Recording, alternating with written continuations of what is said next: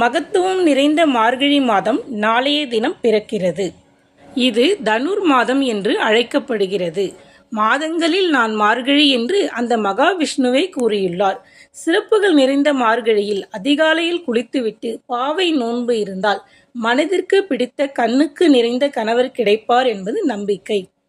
மார்கழியில் அதிகாலை எழுந்து குளித்துவிட்டு வாசல் தெளிப்பதும் மனதுக்கு மட்டுமல்ல, உடலுக்கும் புத்துணர்ச்சி தரும்.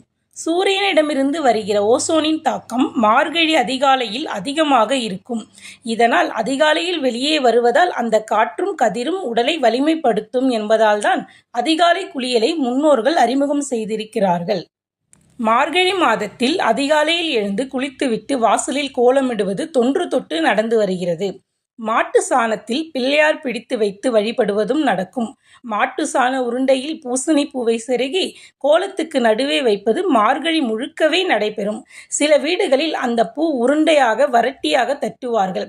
வரட்டிகளாக தட்டியதை சேகரித்து சிறு வீட்டு பொங்கல் அன்று ஆற்றில் விடுவார்கள். மார்கழி மாதத்தில்தான் சிவனுக்கு உகந்த திருவாதிரையும் வருகிறது. சிவபெருமானின் பக்தைகள் நோன்பு நோற்பதற்காக தோழியை எழுப்ப செல்லும் காட்சி திருவெம்பாவையிலும் வருகிறது. சிவனுடைய அடியார்களே கணவனாக வர வேண்டும், அவனோடு சேர்ந்து சிவனை தொழ வேண்டும் என்பதே திருவெம்பாவையில் வருகிற பாவை நோன்பின் நோக்கம். நமக்கு ஒரு வருடம் என்பது தேவர்களுக்கு ஒரு நாள். தை மாதம் தொடங்கி ஆனி வரை அவர்களுக்கு பகல் பொழுதாகவும், ஆடி மாதம் முதல் மார்கழி வரை இரவு பொழுதாகவும் அமையும்.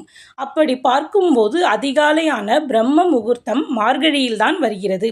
தேவர்களுக்கே பிரம்ம முகூர்த்தமாக இருக்கிறபடியால் மார்கழி மாதம் மானிடர்களுக்கும் சிறந்ததாகிறது.